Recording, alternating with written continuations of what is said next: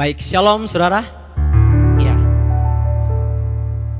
Baik, hari ini kita sangat bersyukur Tuhan berikan kita kesempatan untuk boleh beribadah bersama di pagi ini.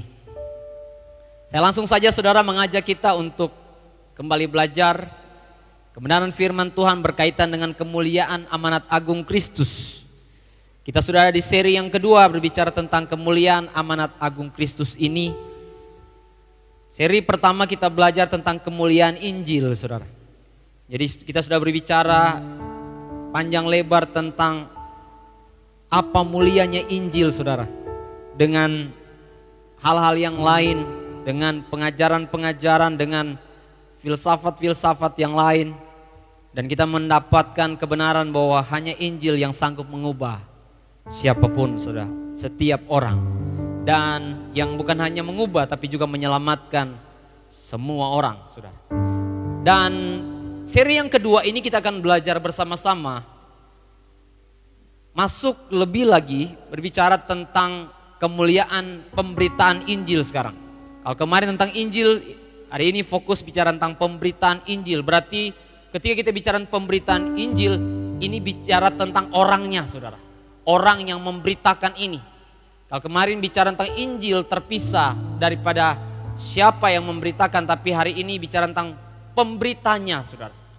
Ada kemuliaan yang dialami oleh pemberita Injil, saudara. LCD bisa membuka dalam Lukas 24 ayat 47. Dan mari saudara lihat di Alkitab, saudara, 1 Tesalonika 2. Kemarin kita bahas 1 Tesalonika 1, sekarang ini kita bahas 1 Tesalonika 2 ayat 1 hingga ayatnya yang ke-12. Di LCD saja yang menampilkan ini, saudara. Lukas pasal 24 ayat yang ke-47. Dan kita melihat di Alkitab kita masing-masing 1 Tesalonika 2 ayat 1 hingga ayatnya yang ke-12. Oke, ya benar ini. Mari kita baca bersama-sama ayat di dalam Alkitab kita dulu. 1 Tesalonika 2 ayat 1 hingga ayat yang ke-12. Dan nanti kita akan baca sama-sama yang di layar ini, saudara. Lukas pasal yang ke-24 ayat yang ke-47. Mari sama-sama saudara, sudah dapat katakan amin. Oke. Kita baca bersama-sama ayat demi ayat ini dari ayat yang pertama sampai ayat yang ke-12. Pelayanan Paulus di Tesalonika 2:3 mulai. Kamu sendiri pun memang tahu, saudara-saudara, bahwa kedatangan kami di antaramu tidaklah sia-sia. Tetapi sungguh pun kami sebelumnya, seperti kamu tahu, telah dianiaya dan dihina di Filipi. Namun dengan pertolongan Allah, kami beroleh keberanian untuk memberitakan Injil Allah kepada kamu dalam perjuangan yang berat. Sebab nasihat kami tidak lahir dari kesesatan atau dari maksud yang tidak murni, dan juga tidak disertai tipu daya. Sebaliknya, karena Allah telah menganggap kami layak untuk mempercayakan Injil kepada kami, karena itulah kami berbicara, bukan untuk menyukakan manusia, melainkan untuk menyukakan Allah yang menguji hati kita. Karena kami tidak pernah bermulut manis, hal itu kamu ketahui, dan tidak pernah mempunyai maksud loba yang tersembunyi. Allah adalah saksi. Juga tidak pernah kami mencari pujian dari manusia, baik dari kamu maupun dari orang-orang lain. Sekalipun kami dapat berbuat demikian sebagai rasul-rasul Kristus. Tetapi kami berlaku ramah di antara kamu, sama seperti seorang ibu mengasuh dan merawat anaknya. Demikianlah kami dalam kasih sayang yang besar akan kamu. Bukan saja rela membagi Injil Allah dengan kamu, tetapi juga hidup kami sendiri dengan kamu, karena kamu telah kami kasihi. Sebab kamu masih ingat, saudara-saudara, akan usaha dan jerih lelah kami, sementara kami bekerja siang malam, supaya jangan menjadi beban bagi siapapun juga di antara kamu. Kami memberitakan Injil Allah kepada kamu. Kamu adalah saksi, demikian juga Allah, betapa saleh, adil, dan tak bercacatnya kami berlaku di antara kamu yang percaya. Kamu tahu betapa kami seperti bapa terhadap anak-anaknya telah menasihati kamu dan menguatkan hatimu seorang demi seorang, dan meminta dengan sangat supaya kamu hidup sesuai dengan kehendak Allah yang memanggil kamu ke dalam kerajaannya dan kemuliaannya. Baik, sampai di sana untuk bacaan dalam 1 Tesalonika, dan kita akan baca dalam Lukas 24 ayat 47. Mari kita baca bersama-sama ayat ini. 2-3 mulai. Dan lagi dalam namanya berita tentang pertobatan dan pengampunan dosa harus disampaikan kepada segala bangsa, mulai dari Yerusalem. Sekali lagi saudara. Dan lagi dalam namanya berita tentang pertobatan dan pengampunan dosa harus disampaikan kepada segala bangsa, mulai dari Yerusalem. Baik, sampai di sana bacaan firman Tuhan kita, saudara. Hari ini kita akan belajar bersama-sama berkaitan dengan kemuliaan pemberitaan Injil, saudara.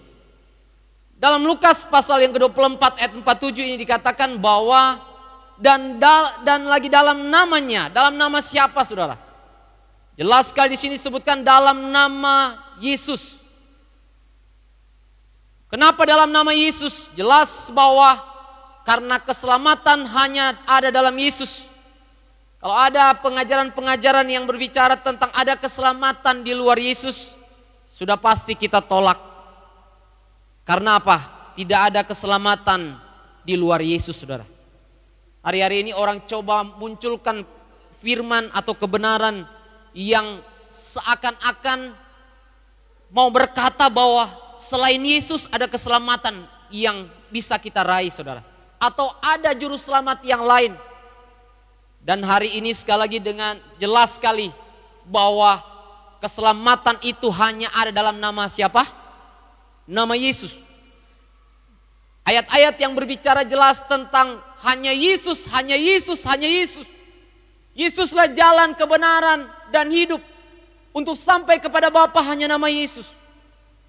Alkitab juga berkata, di bawah kolong langit ini hanya ada satu nama yang bisa menyelamatkan kita. Nama siapa?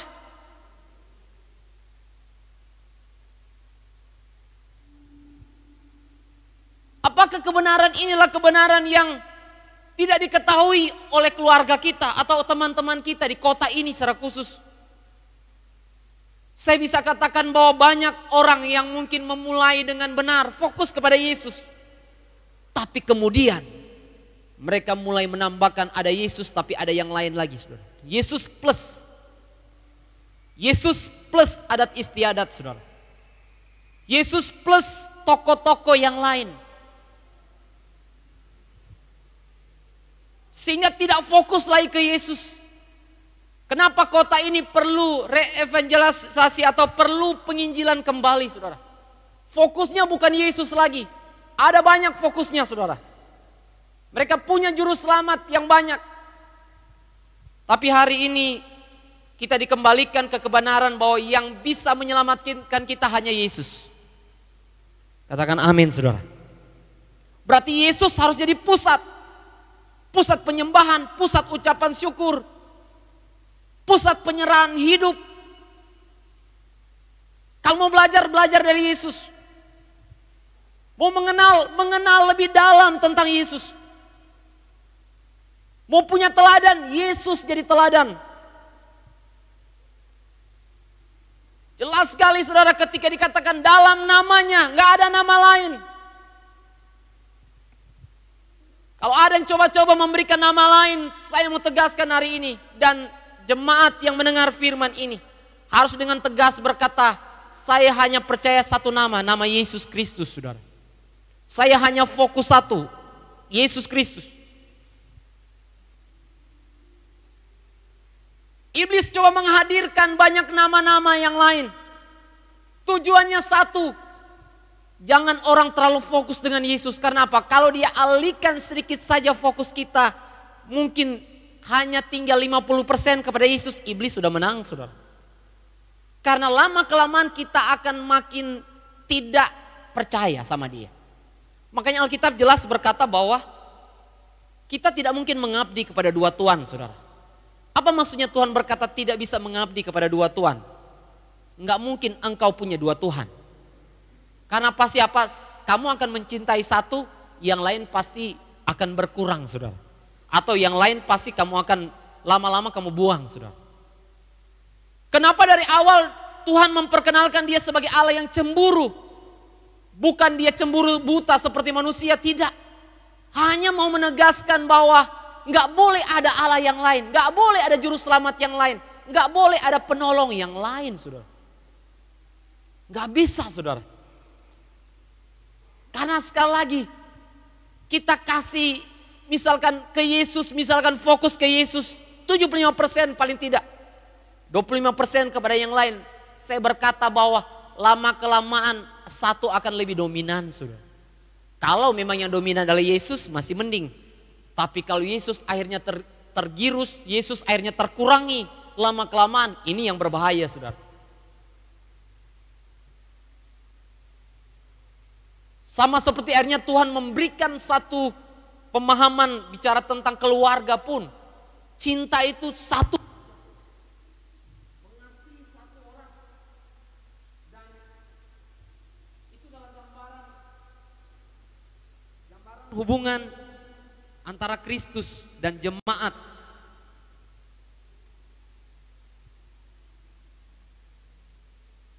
Oke. Saya percaya bahwa hari ini sudah tidak tergoyahkan bahwa hari ini kita fokus Jesus at the center. Katakan amin, saudara. Yesus pusat kepercayaan kita, amin. Yesus pusat penyembahan kita. Yesus pusat pengabdian kita. Yesus pusat pelayanan kita. Woi, saya kehabisan, saudara bisa tambah lagi, saudara. Pokoknya Yesus pusat. Yesus pusat berkeluarga saya. Saya berkeluarga, Yesus pusatnya. Bekerja, saya bekerja, Yesus pusatnya, saudara. Oke, selanjutnya saudara, mari kita lihat kembali ke ayat yang kita baca tadi, saudara. 1 Tesalonika pasal yang kedua.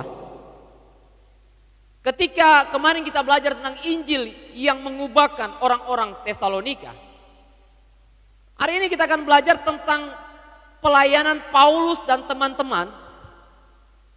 Mereka yang adalah disebutkan sebagai pemberita Injil untuk orang-orang Tesalonika, saudara. Mari kita belajar bersama-sama. Yang pertama, di ayat yang pertama, saudara. Kalau saudara perhatikan di ayat yang pertama, di sini disebutkan begini. Kamu sendiri pun memang tahu, saudara-saudara, bahwa kedatangan kami di antaramu tidaklah sia-sia. Bilang sama-sama, tidak sia-sia. Apa yang kita bisa mengerti tentang tidak sia-sia ini, saudara? Sehingga kita akan menemukan di sini kemuliaan apa yang dimiliki oleh pemberita Injil, atau kemuliaan dalam pemberitaan Injil itu apa, saudara? Ternyata kata tidak sia-sia ini diterjemahkan dengan beragam, saudara. Mungkin saya bisa sebutkan terjemahan-terjemahan di sini. Kata tidak sia-sia bisa diartikan tidak percuma, saudara. Yang berikut, tidak sia-sia itu juga diartikan sebagai tidak gagal.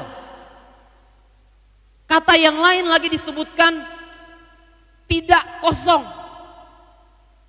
Kata yang lain disebutkan bukan tanpa efek, saudara. Bukan tidak ada efek, saudara. bukan tanpa arti, bukan tanpa makna. Sehingga hari ini dalam ayat yang pertama ini, di sini jelas sekali mau berbicara kepada kita bahwa pemberitaan Injil ini adalah satu hal yang kalau kita melakukannya adalah suatu kegiatan, ataupun kalau saya bisa sebutkan pelayanan, inilah pelayanan yang bukan tanpa makna, bukan sia-sia, bukan tanpa arti, bukan satu kegiatan kosong, tetapi ini disebutkan kegiatan yang sangat penuh power, penuh kuasa, sesuatu kegiatan atau pelayanan yang mulia, saya bisa katakan, saudara. Jadi jangan saudara anggap remeh pemberitaan Injil. Jangan saudara anggap biasa memberitakan Injil. Karena ini merupakan kegiatan yang sangat bukan hanya bermakna saja, tapi kegiatan yang sangat berkenan kepada Tuhan, sangat mulia di hadapan Tuhan, saudara. Sampai di sini saya berharap saudara bisa menangkap, sehingga saudara menganggap tidak biasa kalau ketika saudara mendengarkan tentang pemberitaan Injil, saudara. Saya berharap saudara akan antusias ketika saudara mendengarkan khotbah tentang penginjilan. Karena bagi Paulus, kedatangan mereka yang memberitakan Injil, kedatangan Paulus dan teman-temannya adalah kedatangan yang sangat-sangat berarti sekali, saudara. Kedatangan yang sangat bermakna sekali. Kadang-kadang kita tergoda untuk mempercayai dan meyakini bahwa kegiatan pelayanan, terkhusus pelayanan penginjilan, memberitakan Injil, itu adalah pelayanan yang hanya biasa, saudara. Ya biasa, seperti saudara mendengarkan firman begini, ya setiap minggu juga kita bisa dengarkan firman, atau setiap hari kapanpun saya bisa dengarkan khotbah, saudara. Itu bukan satu kegiatan biasa. Itu bukan satu aktivitas, kalau bisa dibilang aktivitas. Tapi ini merupakan suatu hal yang mulia, kata Alkitab. Mungkin di Alkitab hal-hal yang lain bisa menunjukkan lebih dalam lagi, saudara. LCD coba menunjukkan dalam Roma pasal 10 ayat yang ke-15. Roma pasal 10 ayat yang ke-15. Dalam Roma pasal 10 ayat yang ke-15 berkata begini. Dan bagaimana mereka dapat memberitakannya jika mereka tidak diutus? Seperti ada tertulis, betapa indahnya kedatangan mereka yang apa? Membawa kabar baik. Garis bawahi kata betapa indahnya. Ternyata ayat tentang betapa indahnya kedatangan mereka yang membawa kabar baik ini dikutip dari Yesaya pasal yang ke-52 ayat yang ke-7. Bisa tunjukkan? Yesaya 52 ayat yang ke-7. Yesaya 52 ayat yang ke-7. Saudara perhatikan, ini ayat yang dikutip oleh Paulus dalam kitab Roma tadi. Dalam Yesaya berkata lebih lengkap begini, saudara. Betapa indahnya kelihatan dari puncak-puncak, dari puncak bukit-bukit, kedatangan pembawa berita yang mengabarkan berita damai, memberitakan kabar baik, yang mengabarkan berita selamat, dan berkata kepada Sion, Allahmu itu Raja. Orang-orang dalam perjanjian lama di masa kepelayanan Yesaya, mereka lah orang-orang kalau ada yang membawa kabar baik itu, mereka berkata bahwa ini lebih daripada segalanya, saudara. Mereka menganggap penting sekali orang-orang yang membawa kabar baik ini. Karena terlalu banyak kabar buruk, terlalu banyak kabar celaka yang mereka dengar masa itu, saudara. Hari-hari ini kita disuguhkan banyak sekali berita-berita, dan terlalu banyak berita-berita yang disuguhkan adalah berita-berita yang populer atau berita-berita yang mereka berkata laku secara umum dan pasti berkaitan dengan penghasilan atau profit dari media, saudara. Sehingga kalau ditanya berita apa yang paling menarik, pasti mereka bilang berita buruk, saudara. Orang akan lebih tertarik. Waktu dulu kalau baca koran, ketika dikasih tahu di halaman depan berita misalkan ada pembunuhan, cepat sekali orang mau baca, saudara. Berita-berita tentang kasus-kasus yang besar di Indonesia, orang senang baca, saudara. Mau pingin nonton beritanya. Sehingga dari anak-anak kecil sampai orang-orang dewasa bisa tahu kasus-kasus besar yang terjadi di Indonesia. Dan itu kasus-kasus itu adalah berita-berita buruk, saudara. Sehingga saya percaya bahwa berita tentang kabar baik ini menjadi suatu hal yang penting. Dan saya percaya bahwa inilah suatu berita yang dibutuhkan hari-hari ini, saudara. Hal yang kita butuhkan sekarang ini adalah berita tentang kebenaran firman Tuhan. Tapi apakah masih sama seperti orang Israel zaman dulu, saudara? Mendengar firman, mereka sangat menantikan, saudara. Bahkan mereka berkata bahwa mereka sangat-sangat menganggap ini merupakan berita yang terpenting mereka. Kalau hari ini saya mau tanya bagi kita semua, apakah berita tentang firman Tuhan adalah berita yang terpenting dalam hidupmu? Apakah berita tentang Yesus adalah berita yang paling engkau nanti-nantikan, saudara? Ataukah berita-berita yang lain yang kamu mau, saudara? Ada banyak berita-berita yang bukan hanya berita buruk, tapi berita-berita menyenangkan yang lain yang akhirnya sudah menutupi kebenaran atau sudah akhirnya tergantikan berita baik tentang Yesus, berita baik tentang kebenaran, akhirnya tertutupi dengan berita-berita baik yang lain. Selain berita buruk tadi saya katakan ada berita-berita baik yang lain. Ada banyak yang senang lihat diskon-diskon, saudara. Promo-promo. Coba kalau bicara tentang firman dengan promo, saya tahu orang akan pilih promo, saudara. Orang akan pilih diskon. Diskon apa lagi ini, saudara? Coba kalau firman Tuhan, saudara, mereka tahu ini berita yang sama. Dari kemarin-kemarin beritanya sama, saudara. Ini yang akhirnya merubah, saudara.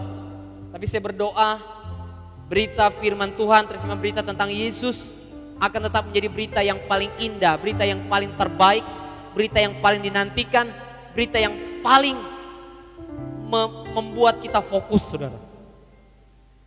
Mari kita lihat di ayat yang pertama tadi, kamu sendiri pun memang tahu, saudara-saudara, bahwa kedatangan kami di antaramu tidak sia-sia.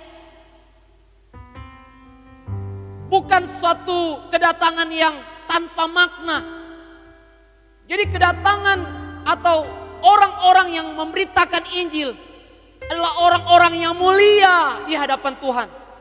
Orang-orang yang mulia bukannya di hadapan Tuhan, tapi bagi orang-orang yang akhirnya mendapatkan dampak daripada pemberitaan Injil itu.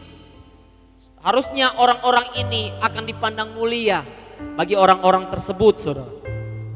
Sama seperti pada akhirnya kita mengetahui bahwa orang-orang di Tesalonika menganggap bahwa Paulus dan teman-temannya yang memberitakan Injil kepada mereka adalah orang-orang khusus, saudara.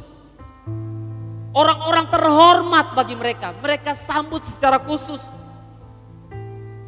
dan secara terhormat, saudara. Tetapi kita tidak menjadi orang-orang yang memberitakan Injil untuk menjadi orang hebat, memberitakan Injil untuk menjadi orang-orang terhormat, memberitakan Injil untuk menjadi orang-orang yang mungkin bisa diagungkan oleh banyak orang, punya pengikut yang mengagung-agungkan kita. Enggak, saudara. Makanya adalah hal yang salah sekali ketika banyak orang-orang yang mengagumi hamba-hamba Tuhan, saudara, lebih daripada Tuhan. Ini tipis sekali, saudara. Apakah betul banyak orang bukan fokus ke hamba Tuhannya, daripada fokus kepada Tuhan. Itu ukurannya bisa banyak, saudara. Dari saat misalkan ada gereja-gereja besar saja, ketika melihat siapa yang bicara ini, siapa yang khotbah ini. Kalau orang-orang yang betul mereka menganggap Tuhan yang besar, mereka tidak akan lihat situ, saudara. Tapi banyak orang akhirnya memiliki idola-idola karena mereka salah sebetulnya. Pemberita Injil seperti Paulus itu hanya mengalami dampak daripada berita Injil sendiri, saudara. Tanpa berita Injil, Paulus bukan siapa-siapa. Tanpa berita Injil, Timotius bukan siapa-siapa, saudara. Rasul-rasul bukan siapa-siapa. Nabi-nabi bukan siapa-siapa, saudara. Jadi Injillah yang terutama. Dan kita melihat ternyata ada kemuliaan di balik daripada pemberitaan Injil. Dan saya akan membagikan bagi kita secara cepat di dalam beberapa poin ini, saudara.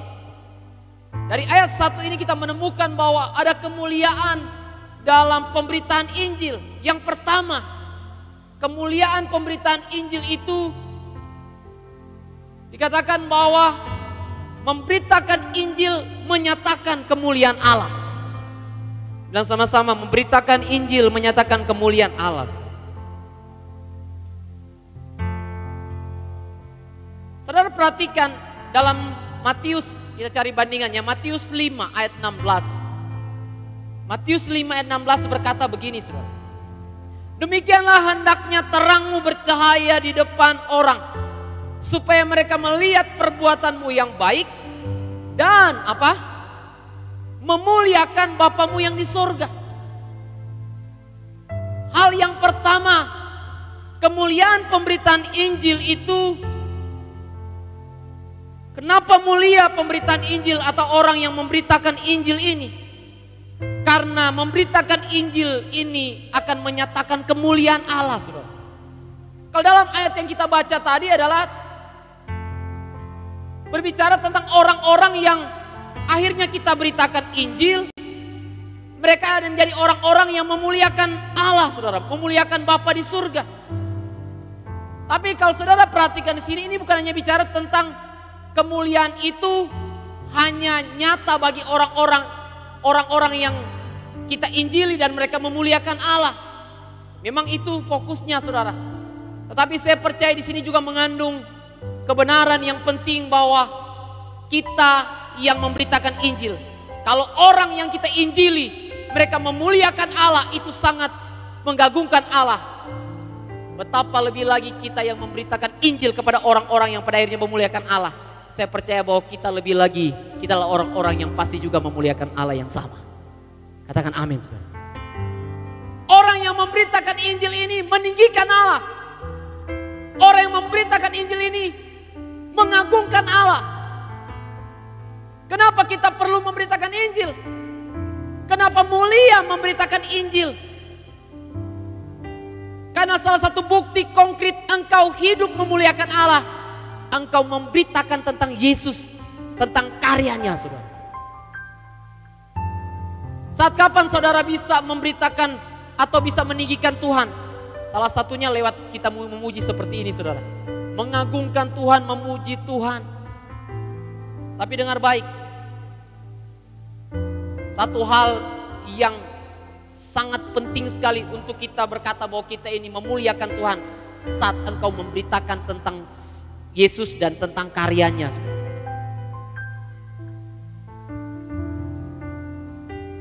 Karena ini double yang didapatkan. Bukan hanya engkau yang akhirnya memuliakan Allah, atau bukan hanya engkau yang akhirnya mengagungkan Allah, tetapi orang-orang yang juga engkau injili, mereka orang-orang juga memuliakan Allah. Atau sebaliknya, saudara, bukannya orang-orang yang kita injili yang memuliakan Allah, tapi juga kita, saudara, kita pasti juga termasuk dari orang-orang yang memuliakan Allah, saudara.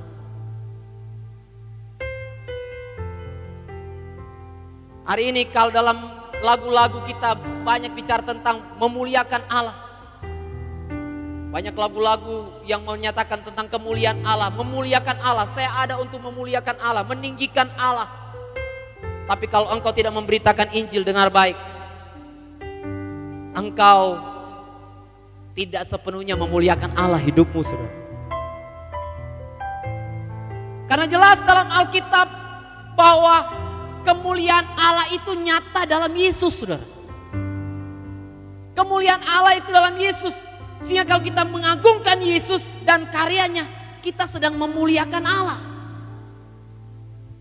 Dan kalau kita tidak memberitakan Injil dengan baik, tidak akan ada banyak orang yang akhirnya memuliakan Allah. Dan yang berikut, tidak ada juga dari kita yang akhirnya hidup memuliakan Allah yang sejati, yang Tuhan mau, saudara. Jadi kemuliaan daripada pemberitaan Injil ini yang pertama, karena memberitakan Injil kita menyatakan kemuliaan Allah, kita memuliakan Allah, dan orang-orang yang kita injili juga memuliakan Allah. Sampai Alkitab berkata bumi ini bisa penuh dengan kemuliaan Allah. Katakan amin, saudara.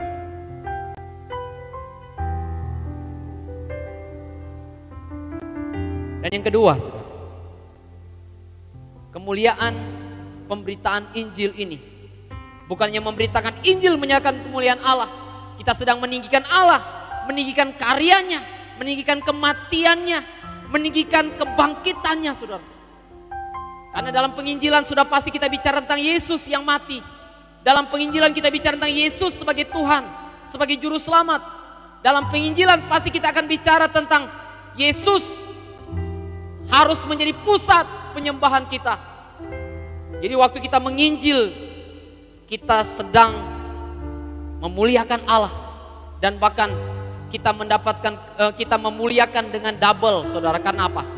Bukan hanya kita yang memuliakan Allah, tapi orang-orang yang kita injili akan memuliakan Allah. Kalau pujian begini kan hanya kita saja, hanya saya saja sendiri memuliakan Allah. Penyembahan di kamar hanya engkau sendiri yang menyembah Allah, yang memuji Allah.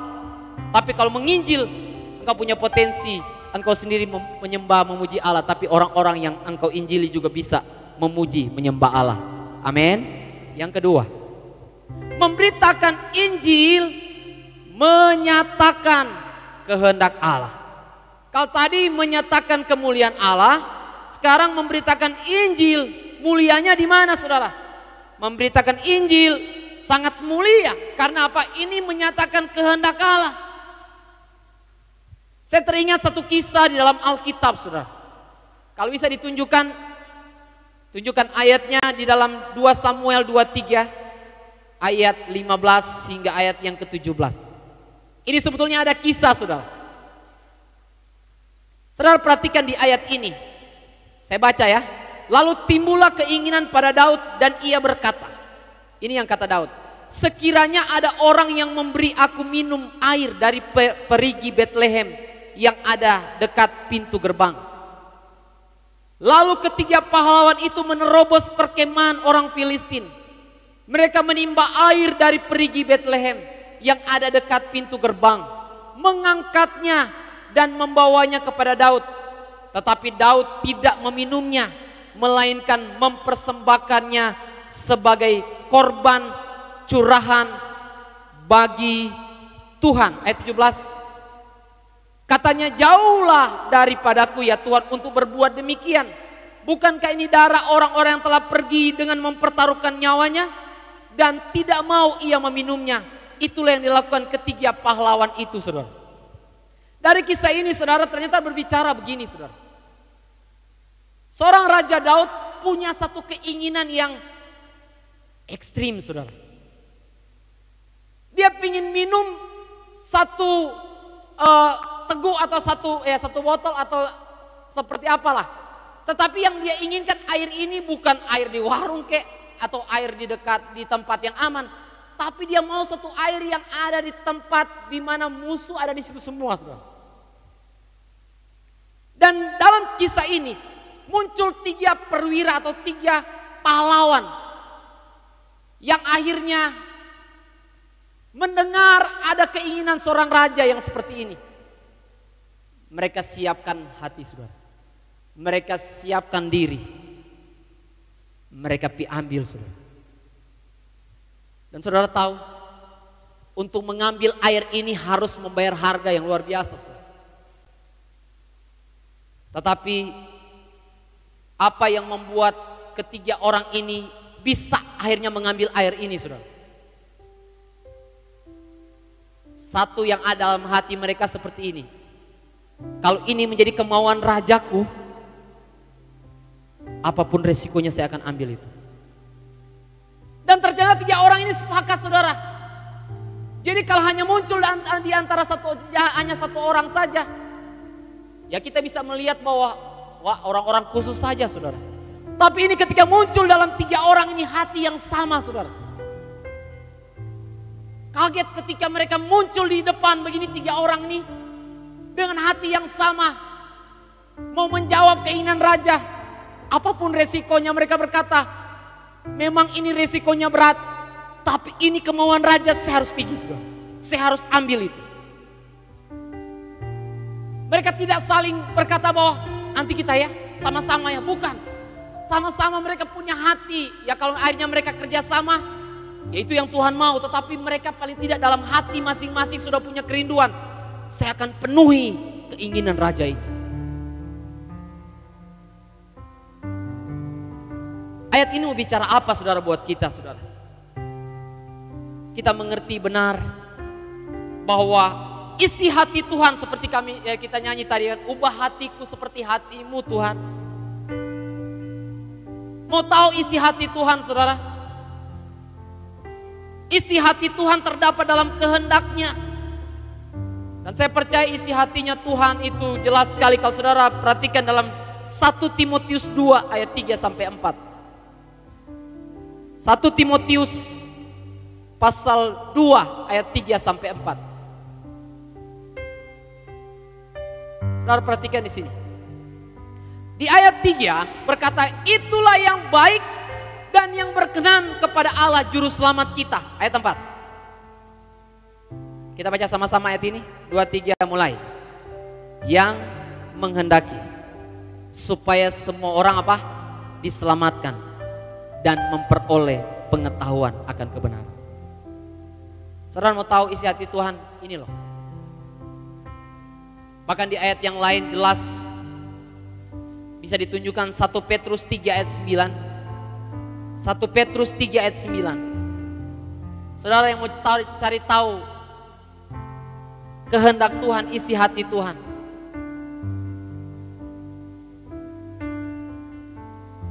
2 Petrus pasal yang ketiga ayat 9. 2 Petrus pasal 3 ayat 9. Mari baca sama-sama. 2, 3 mulai. Tuhan tidak lalai menepati janjinya, sekalipun ada orang yang menganggapnya sebagai apa? Kelalaian. Tetapi ia sabar terhadap kamu, karena ia menghendaki supaya jangan ada yang binasa, melainkan supaya semua orang apa? Berbalik dan bertobat. Ada banyak sekali ayat-ayat yang bicara tentang konteks ini, saudara. Bicara khusus tentang kehendak Tuhan ini.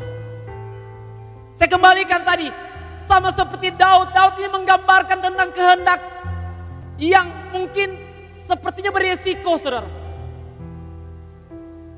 Tapi dia hanya punya kerinduan itu. Saya lagi haus, tapi yang saya mau air yang ini, saudara. Dan ketiga orang ini yang sangat-sangat menghormati Daud, yang sangat-sangat mengagumi Daud, berani bayar harga untuk bisa mengambil air itu, saudara. Kebenaran hari ini mau berbicara begini, saudara. Tuhan sedang berbicara kepada kita semua dari hati kita, saudara. Dia mau nyatakan, kamu mau tahu isi hati saya? Saya mau semua orang itu datang kepada saya. Mau tahu isi hati saya? Saya mau semua orang mengetahui kebenaran. Mau tahu isi hati saya? Mau semua orang itu bertobat dan berbalik. Apa mulianya pemberitaan Injil, saudara? Karena memberitakan Injil, kita sedang melakukan atau sedang membuat isi hati Tuhan, kerinduan Tuhan, keinginan terdalam Tuhan menjadi kenyataan, saudara. Ketiga perwira tadi merasa bangga ketika mereka bisa bawa air itu, saudara. Bukan mereka merasa mereka hebat dari yang lain, tapi paling tidak mereka bisa menyenangkan rajanya dengan air yang mereka bawa ini. Dan saya percaya hal yang sama Tuhan maksudkan bagi kita. Memberitakan Injil bukan perkara yang mudah, saudara.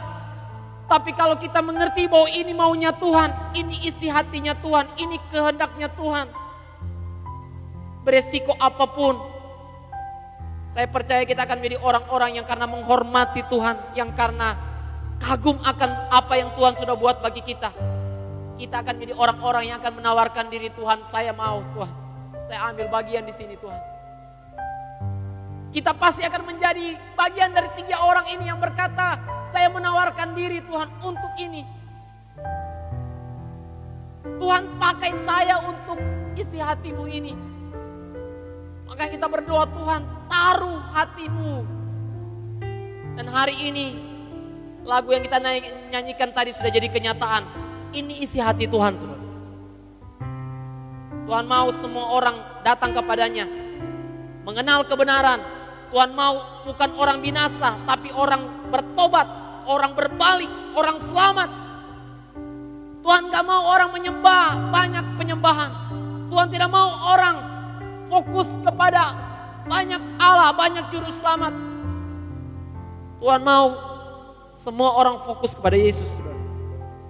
Dan saya percaya sebagai orang-orang yang menghormati Tuhan, yang menghargai Tuhan, hari ini gak akan ada paksaan bagi kita.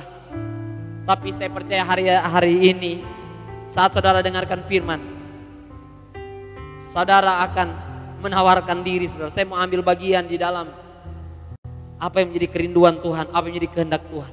Jadi memberitakan Injil bukan yang menyatakan kemuliaan Allah, tapi memberitakan Injil kita sedang menyatakan kehendak Allah, saudara. Sedang menggenapi kehendak Allah, atau bahasa yang lain yang saya bisa pakai, saudara. Kehendak Allah supaya semua orang bertobat, kehendak Allah supaya semua orang diselamatkan, kehendak Allah agar orang terhilang diselamatkan.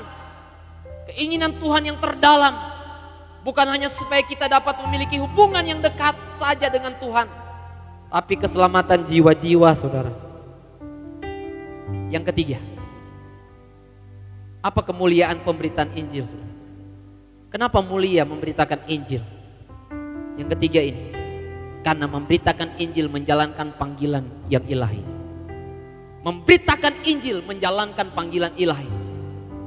Sampai engkau tidak memberitakan Injil, sampai di titik engkau tidak memberi dirimu untuk memberitakan tentang Tuhan, engkau tidak sedang menjalani panggilan ilahi. Apa sih panggilan ilahi dalam Alkitab?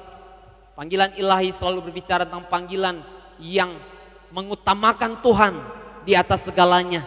Panggilan ilahi berbicara tentang menomorsatukan Tuhan, menomorsatukan apa yang menjadi maunya Tuhan, menomorsatukan apa yang menjadi kehendaknya Tuhan. Kalau kita pelajari kemarin bicara tentang panggilan ilahi ini, itu kita bisa pelajari jelas sekali kepada Petrus, saudara. Saudara membaca kembali tentang panggilan Petrus. Jelas sekali Petrus sudah semalam-malaman dia cari ikan, tebar sana sini tidak dapat, saudara.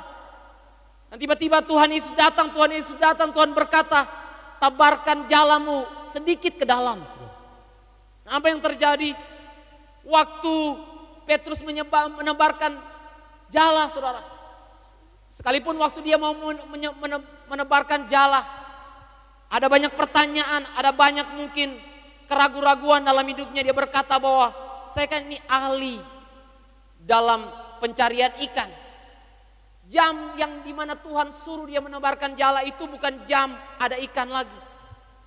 Atau tempat yang Tuhan suruh dia bisa berkata bahwa ini dari tadi saya di situ. Tapi karena Tuhan yang suruh, Tuhan berkata, saya yang suruh, tebarkan situ.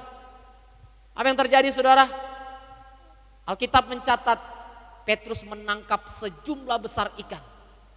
Bahkan Alkitab menambahkan lagi sampai dia sendiri nggak bisa angkat. Dia harus melibatkan banyak orang untuk sama-sama angkat ikannya, saudara. Dan saya melihat suatu panggilan, satu berkat yang Tuhan akan buat bagi kita dan bisa Tuhan buat bagi kita, saudara.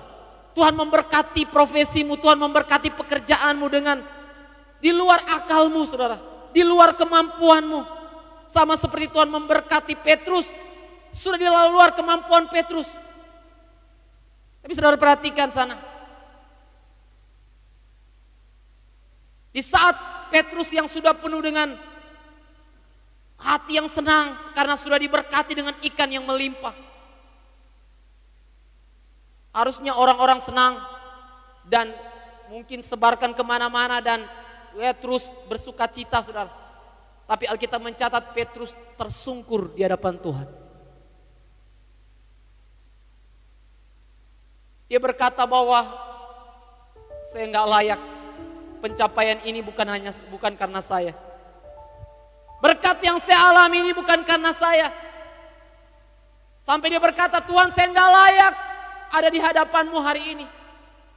Saya nggak layak mendapatkan berkat ini. Saya nggak layak mendapatkan promosi ini. Saya nggak layak diangkat seperti ini. Berapa banyak orang-orang yang hanya sampai bersuka cita karena diberkati saja. Bersuka cita karena dipromosikan jabatan. Punya pekerjaan baik, saudara. Punya keluarga yang baik. Tapi hanya sampai sukacita sampai di situ, saudara. Tapi bersyukur kita mendapatkan gambaran dari seorang Petrus. Petrus datang tersungkur di hadapan Tuhan.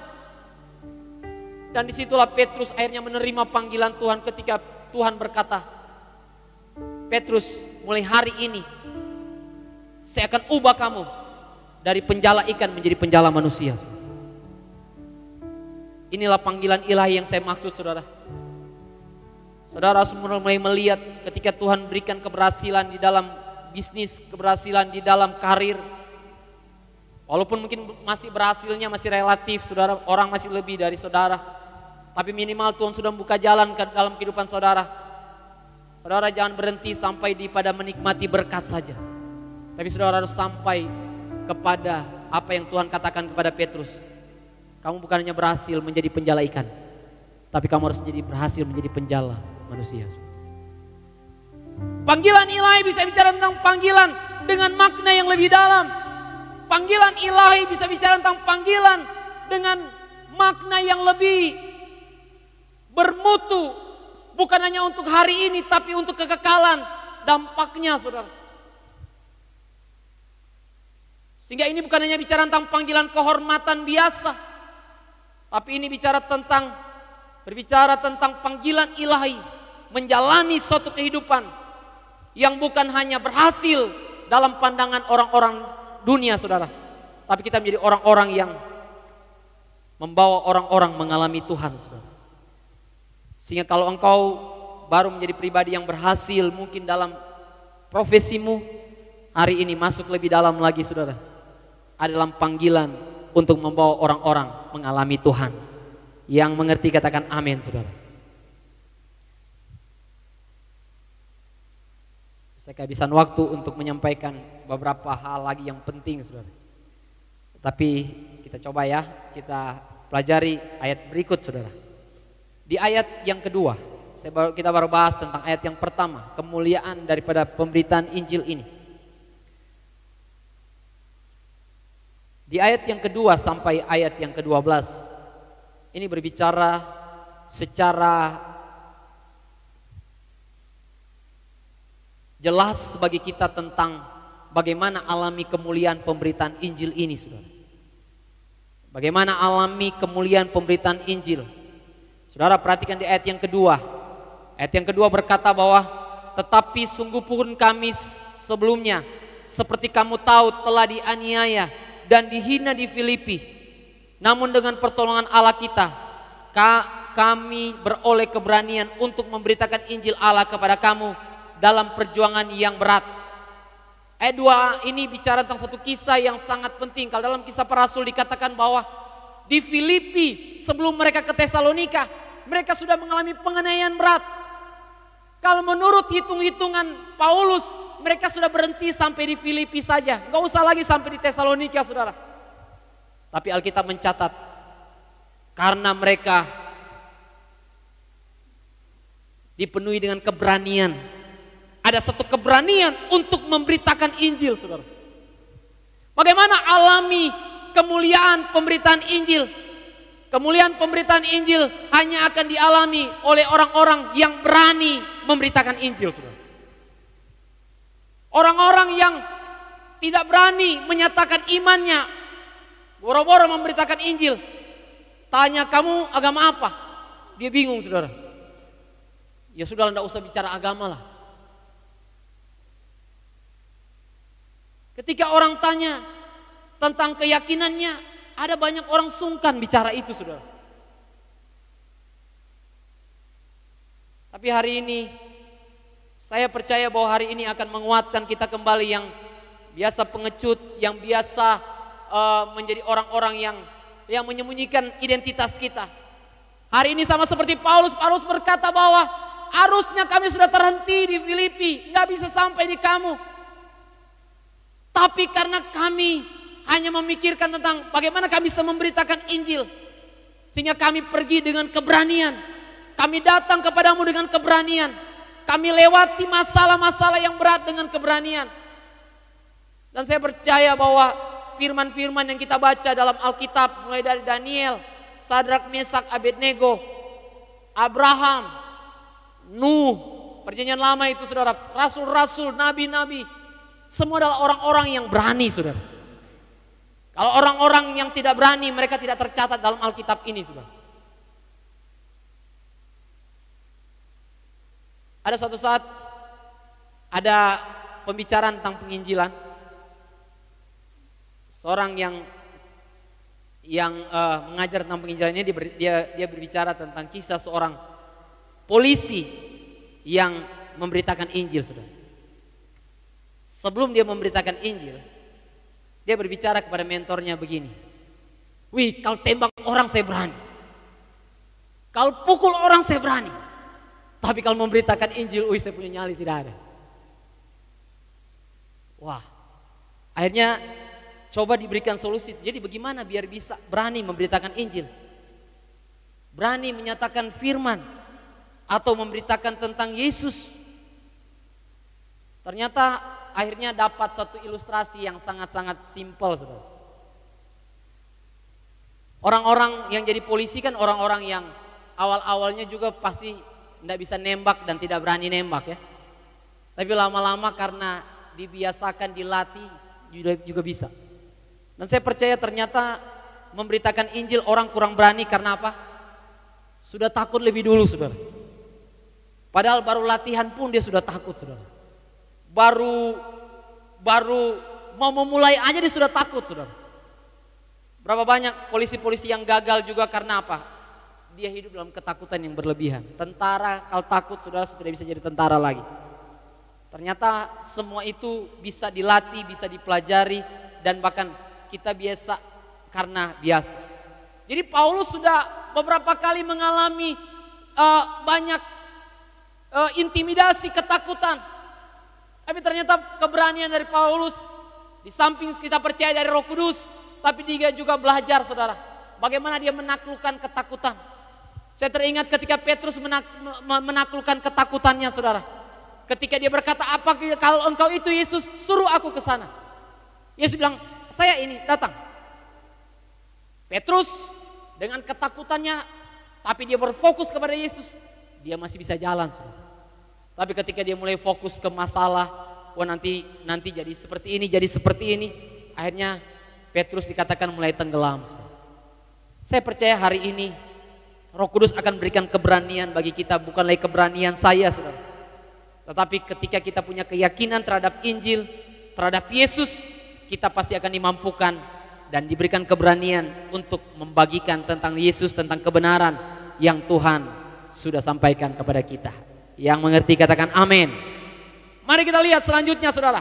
Di ayat yang ketiga sampai yang keenam, di sana dikatakan bahwa sebab nasihat kami tidak lahir dari kesesatan, atau dari maksud yang tidak murni atau yang tidak disertai tipu daya. Sebaliknya karena Allah telah menganggap kami layak untuk mempercayakan Injil kepada kami, karena itulah kami berbicara bukan untuk menyukakan manusia, melainkan untuk menyukakan Allah yang menguji hati kami. Karena kami tidak pernah bermulut manis, hal itu kamu ketahui, dan tidak pernah mempunyai maksud loba yang tersembunyi. Allah adalah saksi, juga tidak pernah mencari pujian dari manusia, baik dari kamu maupun dari orang lain. Sekalipun kami dapat berbuat demikian sebagai rasul-rasul Kristus. Lalu perhatikan di sini. Bagian kedua di sini disebutkan bahwa pemberitaan Injil rasul-rasul atau Paulus dan teman-temannya, pemberitaan Injil bukan hanya dengan keberanian, tapi dengan motivasi yang murni. Saya berdoa, ya tidak ada akhirnya ketika kita yang baru belajar menginjil dan yang sudah menginjil, tidak boleh ada motivasi-motivasi yang baik, saudara. Akan menjadi mulia pemberitaan Injil kita ketika tidak ada motivasi-motivasi yang keliru di sana. Ingin kelihatan lebih hebatkah? Atau ada kepentingan-kepentingan yang lain, saudara. Dijauhkan dari semua kepentingan-kepentingan yang salah, motivasi yang tidak murni. Waktu kita memberitakan Injil, saya percaya kita akan mengalami kemuliaan pemberitaan Injil. Dan berikut ayat yang ke-7 sampai yang ke-8 dan 11 sampai yang ke-12 berkata begini. 7-8. Tapi kami berlaku ramah di antara kamu, sama seperti seorang ibu mengasuh dan merawati anaknya. Demikian juga kami dalam kasih sayang yang besar akan kamu, bukan saja rela membagi apa yang ada pada kamu, tetapi juga hidup kami sendiri dengan kamu, karena kamulah yang kami kasihi. Ayat yang ke-11 dan 12. Ayat yang berikut lagi disebutkan di ayat yang ke-11 sampai 12 berkata, kamu tahu betapa kami seperti bapa terhadap anak-anaknya, telah menasihati kamu dan menguatkan hatimu seorang demi seorang, dan meminta dengan sangat supaya kamu hidup sesuai dengan kehendak Allah yang memanggil kamu ke dalam kerajaan dan kemuliaannya. Pemberitaan Injil yang membuat kita mengalami kemuliaan pemberitaan Injil, yaitu ketika kita memberitakan Injil dengan kasih, saudara. Tanpa kasih kita tidak mungkin memberitakan Injil. Tapi ingat, ketika memberitakan Injil harus dasarnya tetap kasih terus, saudara. Alkitab memberikan sini ada ilustrasi tentang seorang ibu. Bagaimana ibu menyatakan kasihnya kepada anaknya, saudara. Dan seorang ayah menyatakan kasihnya. Sering sangat berbeda, saudara. Makanya mereka berharap bahwa anak-anak itu mendapatkan didikan dua, saudara. Dari ayah, dari ibu. Kenapa? Kasih yang ditunjukkan ayah dan kasih yang ditunjukkan ibu itu bisa beda, saudara. Kebanyakan, saudara. Kasih seorang ibu ini betul-betul kasih yang over, saudara. Dan kalau begitu diharapkan kasih seorang bapak ini harus kasih yang lebih tegas, saudara. Dan itu tidak bisa, saudara. Makanya kalau bisa harus mendapatkan dua-dua, saudara. Kalau hanya dari seorang ibu tunggal atau bapak tunggal, berarti harus mengoptimalkan dua-dua, saudara.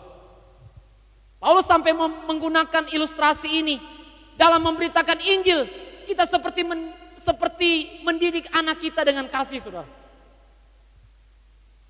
Dalam kegagalan mungkin mereka tidak mengindahkan nasihat kita, tapi sebagai ibu, sebagai ayah, sebagai orang tua, kita tetap mengasihi mereka dan tetap punya ekspektasi yang baik ke depan, saudara. Kita tidak frustasi dengan anak-anak kita, saudara.